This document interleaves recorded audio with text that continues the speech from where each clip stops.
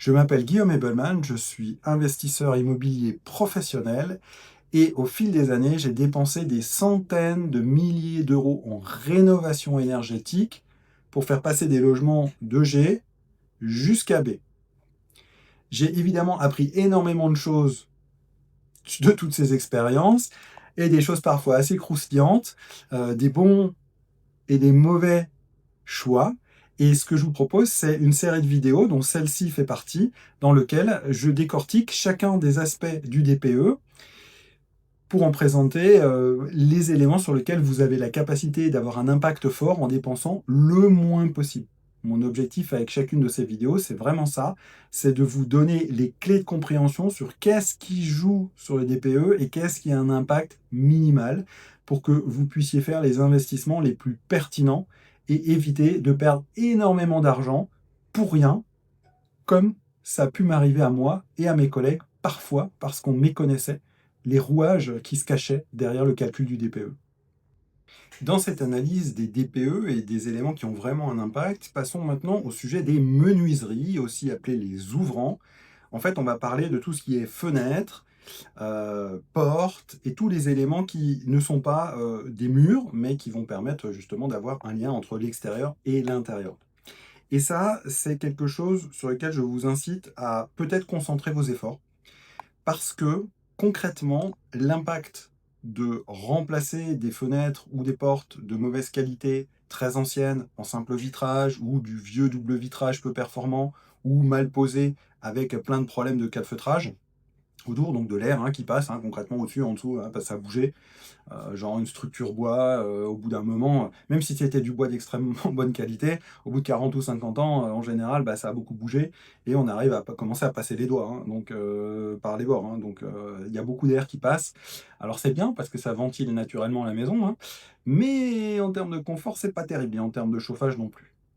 Donc ça, je vous incite à prendre ce point avec beaucoup d'attention parce que, alors, il va avoir un impact DPE très fort sur votre lettre, mine de rien, moins que le chauffage, qu'on verra tout à l'heure, mais quand même, c'est quelque chose qui est assez important.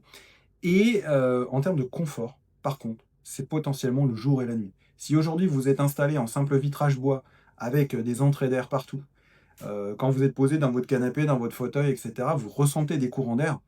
Si demain vous changez ces fenêtres-là, vous ne ressentez plus les courants d'air, vous avez une sensation de confort qui est vraiment incomparable. Donc ça, je vous incite à vraiment prendre en compte cet aspect-là, parce que ça va avoir aussi voilà, l'augmentation de la qualité de vie. Donc que vous soyez l'habitant ou que vous mettiez des locataires ou des habitants tiers à l'intérieur, sachez que ça c'est quand même un point sur lequel il ne faut pas lésiner.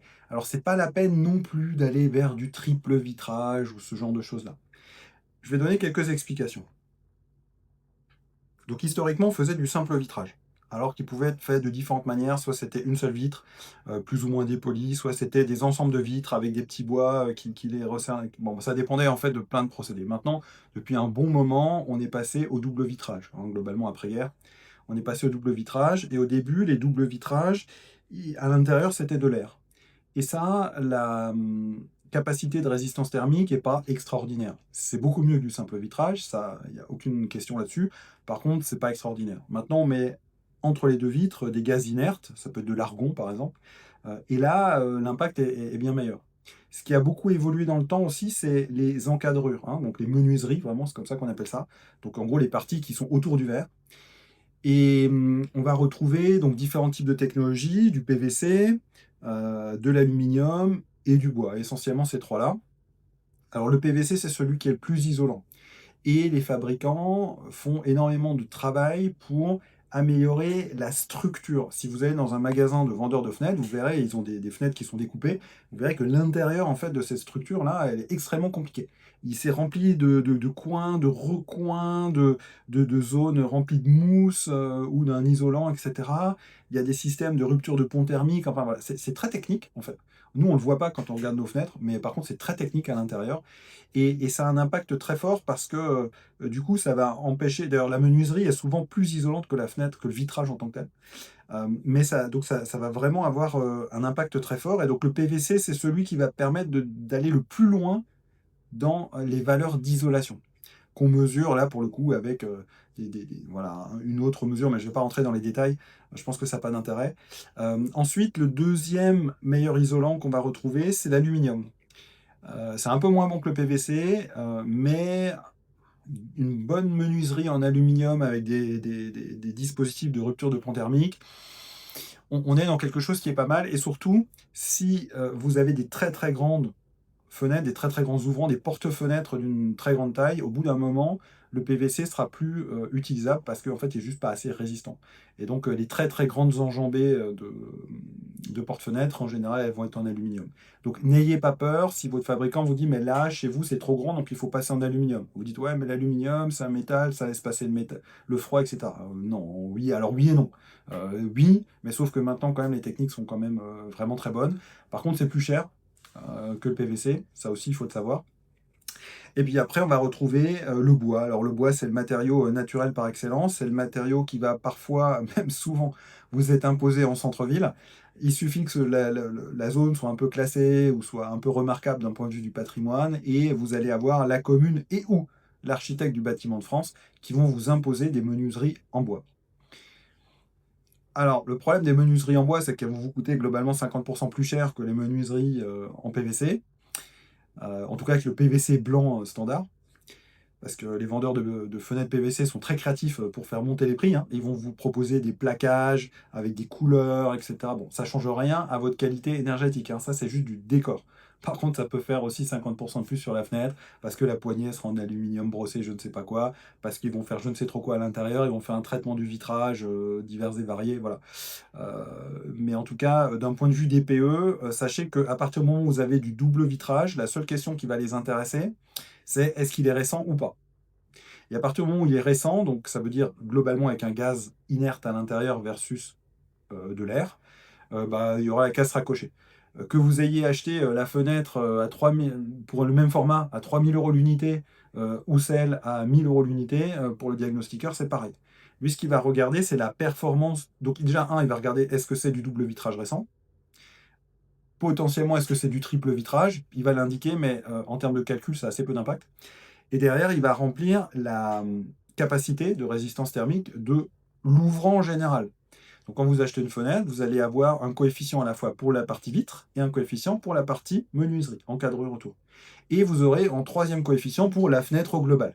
On appelle ça le UW, et donc vous allez avoir une valeur. Voilà. Dans les réglementations, en tout cas au jour d'aujourd'hui, quand j'enregistre cette vidéo mi-2025, ce qui est préconisé, c'est un UW de maximum 1,3. Donc c'est une espèce de coefficient. Alors autant pour les murs, on cherche à avoir un R de résistance thermique le plus gros possible, autant pour les fenêtres, l'idée c'est d'avoir un UW le plus faible possible.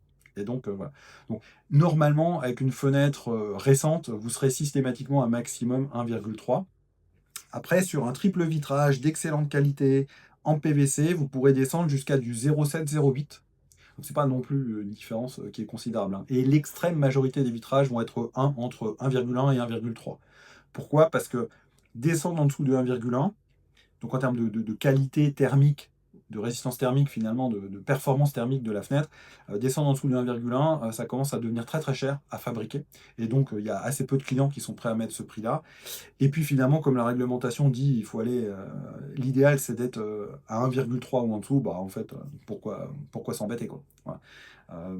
Donc vous serez généralement sur des produits corrects, entre 1,1 et 1,3. Par contre, si vous êtes tenté d'aller dans un magasin de bricolage et d'acheter le premier prix EcoPlus, vous serez peut-être à 1,6 à 1,8, hein. Et là, je vous déconseille de faire ça. Alors peut-être que votre fenêtre coûtera un peu moins cher, mais par contre, l'impact derrière en termes de DPE, il est quand même assez considérable, quoi. Et en plus, en termes de confort, est-ce que c'est vraiment si bien que ça? Voilà, la question se discute. Donc la fenêtre, lésinez pas dessus, et de la même manière, la porte qui donne vers l'extérieur, lésinez pas dessus. Donc on peut trouver toutes sortes de portes, là aussi, en PVC, en aluminium, en bois. Alors les portes en bois, c'est potentiellement celles qui sont les plus difficiles à vraiment isoler, parce que le bois, c'est un matériau qui va beaucoup plus bouger que les autres. L'aluminium va bouger un tout petit peu aussi, mais beaucoup moins que le bois, en fonction des différences de température, c'est normal, hein. Le bois, c'est un matériel vivant, même s'il a été traité, autoclavé, etc., pour bouger le moins possible. Bah, il y aura toujours un petit peu de mouvement. Alors sur des longues périodes, hein, ça va pas bouger là, mais votre porte en bois, au bout de 20 ans, elle aura bougé plus que votre porte en aluminium au bout de 20 ans. Voilà, c'est juste un fait. De la même manière pour une fenêtre. Et donc, quand vous remplacez vos fenêtres, posez-vous la question de la porte. Parce que c'est pareil, dans le DPE, il va regarder, le diagnostiqueur, toutes les portes qui donnent vers l'extérieur. Ça peut être la porte d'entrée, ça peut être une porte qui donne sur un balcon, ça peut être aussi la porte de garage. Donc, ce qu'il faut comprendre, en fait, c'est que dans le DPE, c'est vraiment l'entièreté qui va être pris en compte. Et si vous avez un point qui fuit, on va dire, ou qui est moins bonne qualité que tout le reste, eh ben, ça va tout descendre. Et il y a un élément sur lequel c'est particulièrement vrai, c'est sur les occultations des fenêtres. Les occultations des fenêtres, ce sont les volets. Et alors là, c'est pareil, hein. En DPE, que votre volet il soit en bois, en plastique, en aluminium, qu'il soit renforcé d'isolant, rien. Voilà. Et en fait, il y a une case, est-ce qu'il y a un volet ou est-ce qu'il n'y a pas de volet? C'est juste ça. Et si vous avez un Velux, par exemple, si vous avez des volets enfin des stores intérieurs et des choses comme ça, sachez que ça compte pas du tout, hein. Voilà, c'est pas pris en compte. Et c'est pareil, si votre Velux il est d'une qualité invraisemblable, avec un traitement anti-thermique, anti-pluie, anti-machin, tout ce que vous voulez, antiphonique, bref, ça a quasiment pas d'impact sur le DPE. Il y en a plein qui le prennent même pas en compte. En fait, ils vont dire, OK, il y a un Velux là, est-ce qu'il y a un volet? Oui, non, clac. Et il passe au suivant. Et ce qu'il faut comprendre, c'est que derrière, donc, il va passer sur tous les ouvrants. Et s'il y a un ouvrant chez vous qui n'a pas de volet, tout le DPE va morfler. Et ça, c'est quand même particulièrement débile, parce que j'ai l'exemple concret d'un ami, il a une maison avec une trentaine d'ouvrants, donc c'est une assez grosse maison, une trentaine d'ouvrants. Il y a un Velux de cette taille-là, côté nord, pour un toilette, sous les toits, qui n'a pas de volet. Tous les autres ont des volets. Celui-là n'en a pas. Et bien sur le DPE, alors bien sûr, il a tout complété, mais qu'est-ce qui apparaît en gros? Confort d'été insuffisant. Et qu'est-ce qui apparaît en gros? Installer des volets. Donc quand vous êtes l'acheteur d'un bien comme ça, ou quand vous voulez louer, bah, c'est quand même un signal qui est extrêmement négatif qui vous est envoyé, dès lors que, alors que même que c'est extrêmement pas pertinent, ça n'a aucun sens en fait, enfin, ça n'a aucun intérêt de mettre un volet sur un Velux orienté nord. Enfin, à quel moment ça va gêner le confort d'été? J'aimerais qu'on me l'explique, quoi. Parce que le soleil, quand même, la course du soleil, a priori au nord, il est assez peu présent quand même, hein. Voilà, bah, n'empêche que le DPE, c'est ça. Donc ça, c'est un point de vigilance sur vos DPE. Vérifiez deux choses. Déjà, sachez si chez vous, vous avez des volets partout, quelle que soit la nature du volet, qu'il soit roulant, qu'il soit battant, qu'il soit occultant, qu'il soit pas occultant, on s'en fout. En fait, la question, c'est est-ce que le soleil peut rentrer directement à l'intérieur d'une vitre, quelle que soit l'orientation, puisqu'il n'y a pas la case à cocher, c'était au nord. Vous voyez les limitations du logiciel aussi. Donc c'est pour ça que le diagnostiqueur, quand je disais qu'il y a 40% d'erreurs, ça c'est un bon exemple aussi. Le diagnostiqueur, lui, il n'a pas le choix en fait. Il voit qu'il y a un Velux au nord, il est obligé de cocher qu'il n'y a pas de, qu'il y a pas de, qu'il y a pas de volet. Quand bien même il est au nord et que ça n'a pas de sens. Il n'y a pas le choix en fait. Et par contre, derrière, ah bah, voilà, toute la maison, donc plus de 30 ouvrants avec des super volets, des super vitrages, etc. Tout neuf, il y en a un, voilà. Bon, ouais. Eh ben, en l'occurrence, mon ami, il a fait rajouter un volet, hein. Ça lui a coûté 300 euros et comme ça, maintenant, il est tranquille. Alors, il sait absolument rien. Par contre, au moment de la revente, du coup, bah, il n'aura pas de problème sur ce point-là. Des fois, ça peut être ça aussi, hein, de se dire, bon, est-ce que c'est pas. Parce que du coup, il a plus l'énorme logo confort d'été insuffisant. Sachant qu'en plus, il a de la clim hein, dans son logement, mais quand même, il avait ça. Non, mais bon.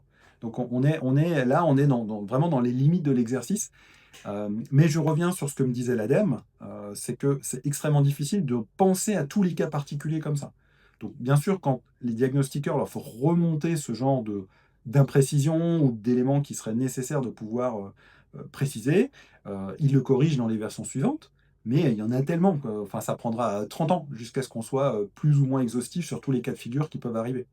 Parce qu'on pourrait très bien aussi avoir un Velux qui est au sud, sans avoir de volet, mais avec un grand arbre qui est devant et qui masque le soleil.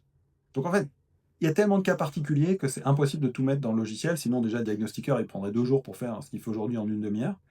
Et par contre, c'est à vous d'être vigilant. Et de vous dire, là, il y a peut-être un point. Chez moi, j'ai bien tous les volets, je vais vérifier que tous les volets ont bien été pris en compte dans le DPE. Donc typiquement, hein, c'est le genre de test que, enfin, si je vous en parle, c'est parce que ça m'est arrivé, parce que c'est des amis, et donc c'est typiquement le genre de test que j'ai mis dans DPE Wizard. Il va tout de suite vérifier en fait ce point. S'il voit qu'il y a une fenêtre, enfin où il y a un volet qui manque, il vous pose la question derrière, est-ce que c'est vrai qu'il manque un volet quelque part? Ou est-ce que non, toutes les fenêtres ont des volets? Et si jamais vous répondez toutes les fenêtres ont des volets, derrière, il vous indique, bon, bah là, il va peut-être falloir rappeler le diagnostiqueur pour lui demander de corriger.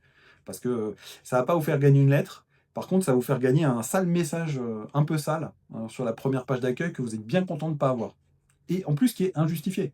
Parce que là, on n'est pas en train de parler d'arnaquer l'acheteur ou d'arnaquer le locataire. C'est juste que le produit est imparfait.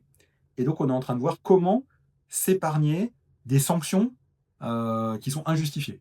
Je pense qu'on peut vraiment parler de sanctions injustifiées dans ces cas-là, et injustifiées juste parce que la diversité des cas est trop compliquée à gérer. Donc, faites bien attention à ça.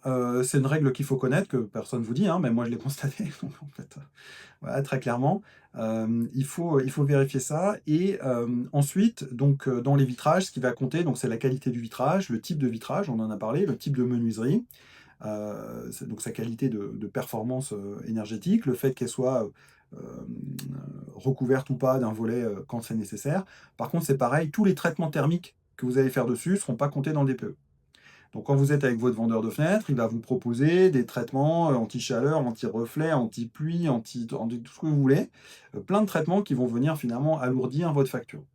Donc faites ce que vous voulez.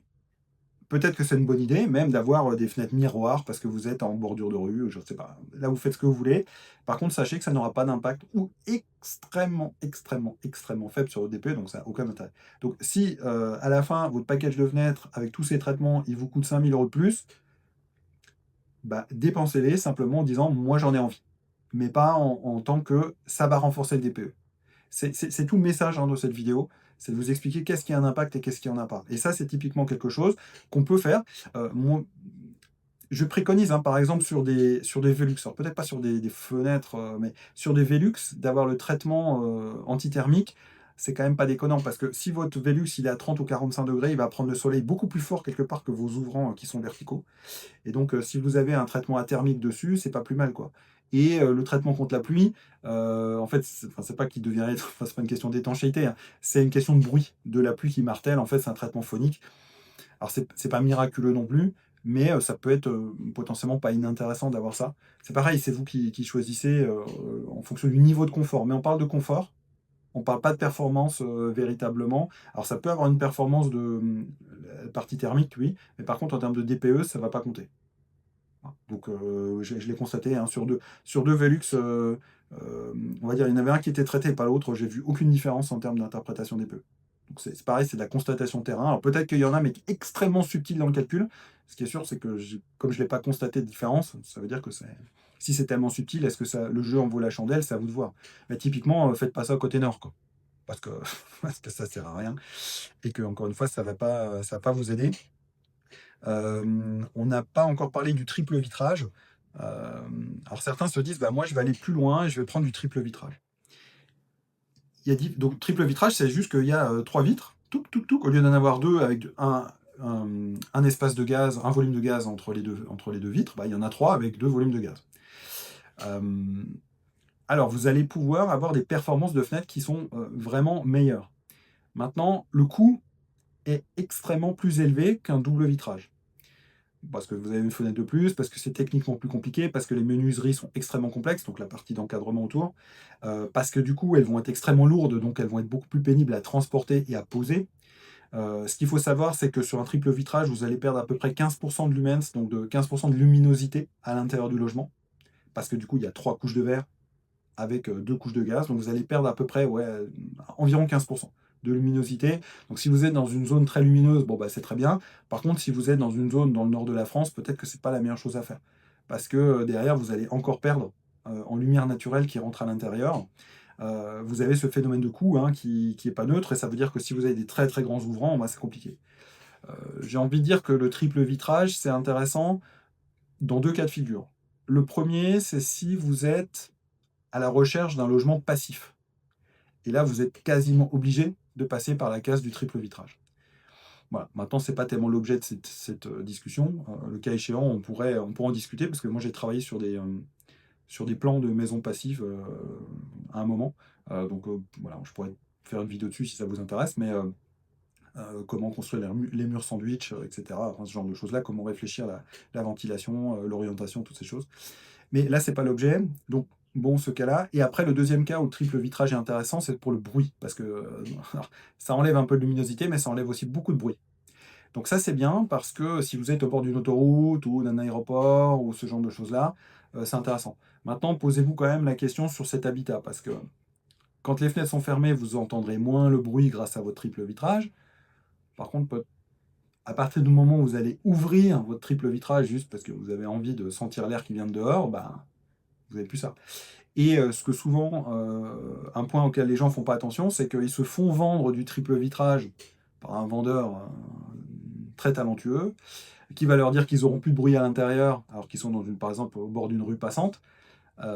Sauf que ils vont avoir des caissons de volets roulants qui eux-mêmes sont pas isolés, quoi.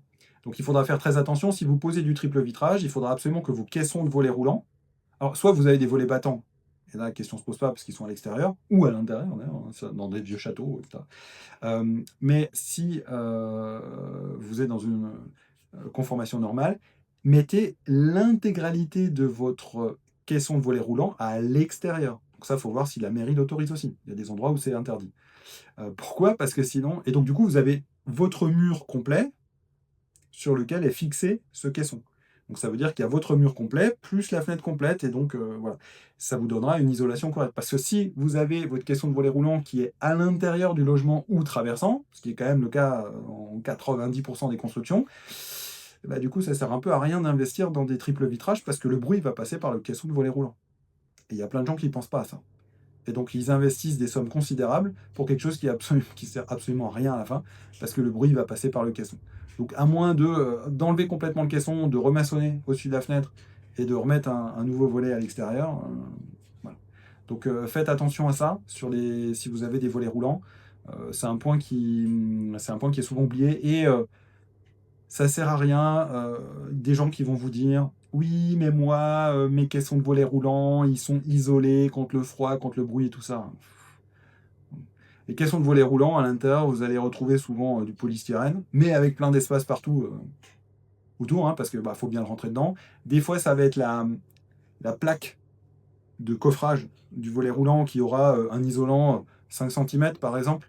Donc là, c'est pareil, c'est du polystyrène ou quelque chose comme ça. Mais il y a tellement d'endroits où vous êtes juste à du plastique super fin que de toute façon, en fait, le bruit et le froid vont passer. Hein, ça, voilà. En plus, on y viendra avec la ventilation, mais on est censé faire des ouvertures sur ces fenêtres pour faire circuler l'air. Donc de toute façon, si vous mettez une ouverture sur le haut de votre fenêtre, même si vous êtes, voilà, vous avez pris la meilleure fenêtre triple vitrage, votre mur il est blindé, vous avez les volets à l'extérieur, mais dans l'encadrure de fenêtre, vous êtes obligé, pour des questions de ventilation, de mettre une ouverture, pour réguler, le bruit passera par là.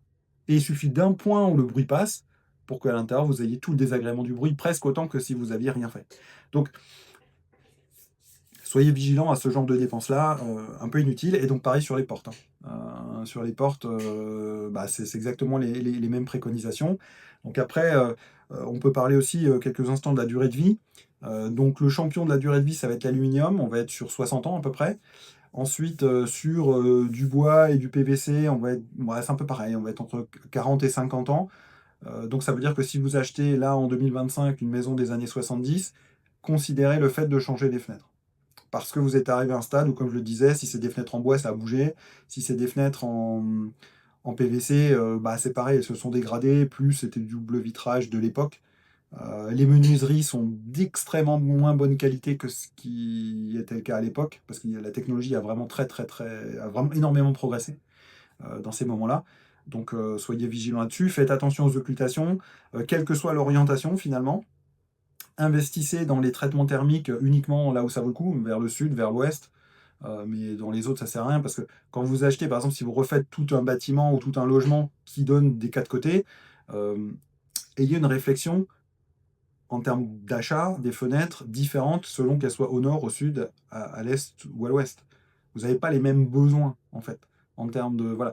Vous allez peut-être mettre une fenêtre de meilleure qualité d'un point de vue performance thermique au nord et au sud, voire à l'ouest, ça se discute pour à la fois traiter le froid et le chaud.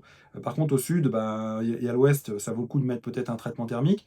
Et par contre, à l'est, peut-être que ces choses-là ne sont pas nécessaires. Quand vous commandez un lot de fenêtres, vous n'êtes pas obligé Enfin, toutes les fenêtres sont différentes.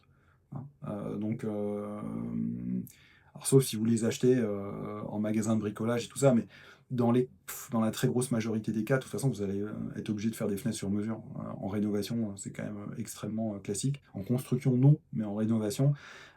Alors, il y a aussi, dans la rénovation, il y a des gens, il y a une team j'utilise des fenêtres de taille standard, parce qu'elles sont beaucoup moins chères que sur mesure. Et du coup, il faut qu'elles soient un peu plus petites que le trou, hein, on va dire, que l'embrasure du mur. Mais du coup, je vais mettre je vais mettre des grandes cales, des grands trucs plus ou moins isolés, etc. Ça fait le job aussi. Hein. Ça fait le job aussi. Bon, visuellement, vous verrez il y aura des grandes cales en PVC. Maintenant, si ces cales-là, elles sont bien isolées à l'intérieur, voilà. De toute façon, les fabricants de fenêtres sur mesure, il y a une partie aussi qui vont vous faire comme ça. Hein. Votre fenêtre, elle ira jamais complètement au bord. C'est très rare. C'est très rare. Alors, sauf si elle est vraiment posée en applique à l'intérieur, mais en général, elles sont plutôt posées en tunnel. Et donc, à l'intérieur du mur, enfin, au milieu entre l'avant et l'arrière du mur. Voilà, quand elles sont posées en applique, c'est-à-dire qu'elles sont à l'intérieur, elles sont posées contre le mur. Là peut-être vous aurez, mais si c'est à l'intérieur, si vous n'avez pas le choix, à l'intérieur du mur, en rénovation classique tunnel, de toute façon vous aurez des caches. Mais ils sont isolés, donc c'est pas un très gros problème. Dernier point aussi, quand vous achetez des logements un peu anciens, il peut y avoir deux fenêtres. Donc c'est-à-dire que deux fenêtres en aluminium souvent. Ou alors, il y avait une fenêtre en bois et ils ont mis une fenêtre en aluminium à l'extérieur, complémentaire.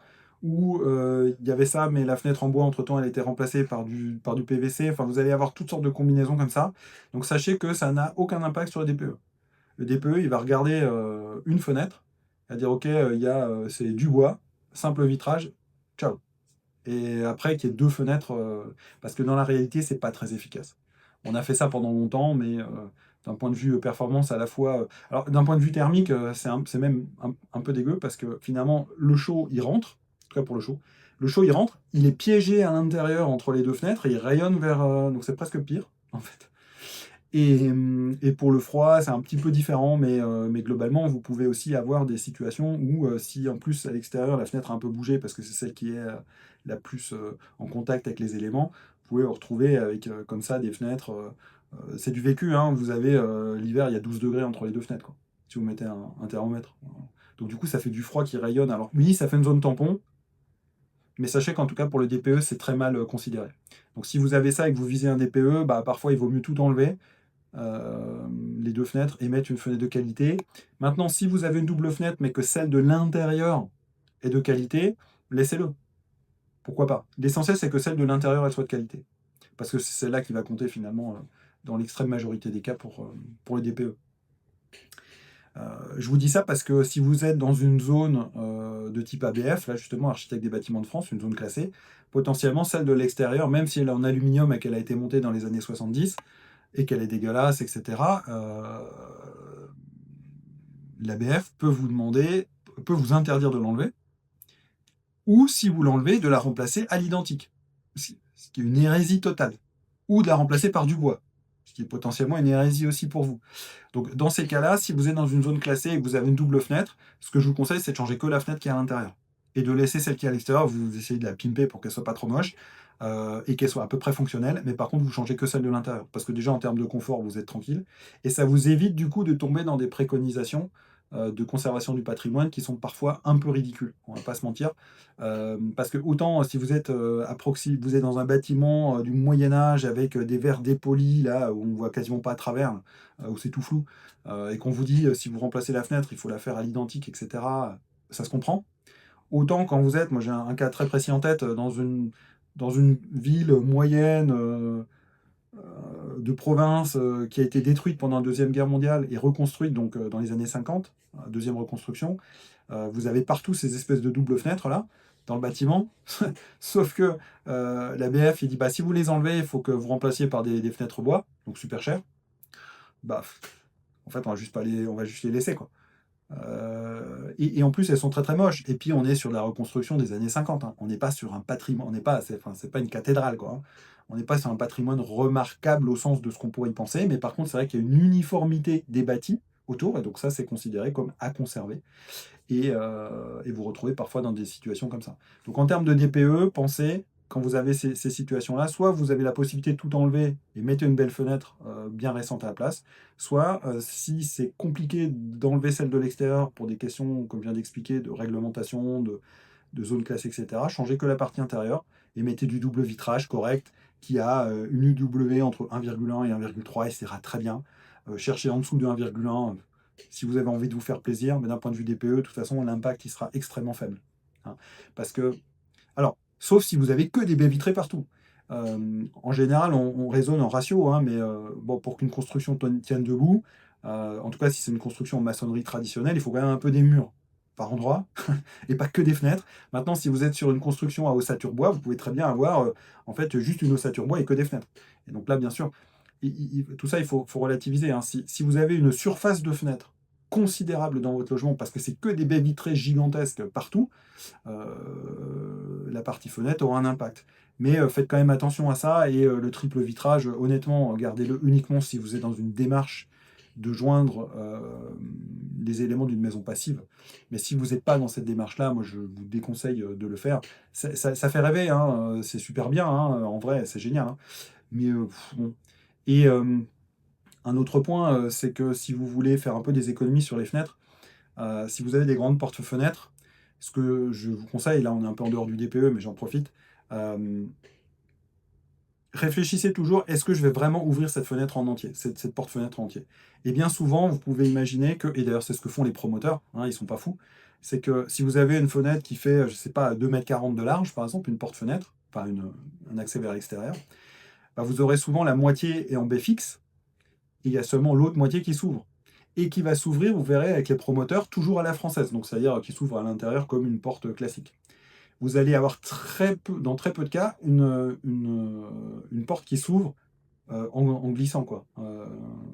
Pourquoi? Bah, parce qu'en fait, c'est beaucoup plus cher à installer, c'est beaucoup plus compliqué, et puis c'est beaucoup plus difficile de maintenir une bonne performance thermique sur des fenêtres coulissantes. Parce que vous imaginez bien toutes les zones de contact possibles.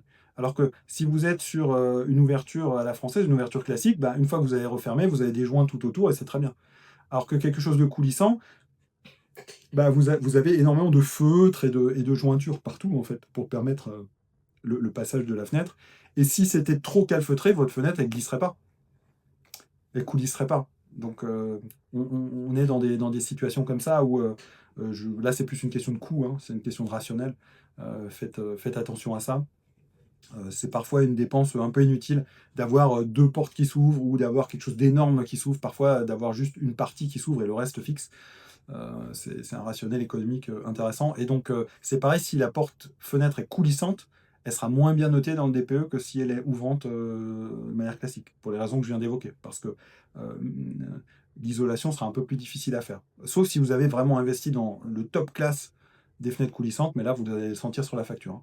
Parce que entre une coulissante et une ouvrante, c'est pareil, vous pouvez vite avoir 30% d'écart. Et si vous voulez vraiment une super performance énergétique, bah, vous allez là aussi le sentir très très fort. Donc pour conclure sur ces sujets d'ouvrant, c'est un point important. Alors c'est cher, ça représente tout de suite une enveloppe assez forte. Par contre, il y a à la fois un impact fort sur le DPE, et plus vous avez de surface vitrée, plus l'impact sera fort par rapport au mur, hein. Avant, on parlait d'isolation des murs. Donc, si vous avez 30% d'ouvrants, 70% de murs, bah, vous voyez un petit peu quel est l'impact, quoi. Par contre, si vous avez 50% de fenêtres et 50% de murs, je sais pas, hein, configuration un peu étrange, eh ben, vous verrez, bah, du coup, l'impact, il est identique. Il faut toujours raisonner en surface de mur, parce que le DPE, il va raisonner en surface. En surface de mur exposé à l'extérieur ou un local non chauffé. Voilà. Et par contre, ça a un impact sur le confort qui est très important parce que en remplaçant les fenêtres, vous allez enlever les courants d'air, vous allez enlever la sensation de froid qui rayonne des fenêtres, et c'est quelque chose qui est extrêmement agréable. Et bien sûr, il y aura un corollaire très important sur le chauffage, pour le coup, avec les fenêtres, presque plus que sur, pas même sûr, c'est plus que l'isolation des murs, parce que comme vous avez plus ce courant d'air, Bah, en fait, l'air chaud que vous produisez, il reste à l'intérieur et il n'est pas évacué vers l'extérieur. Tout simplement.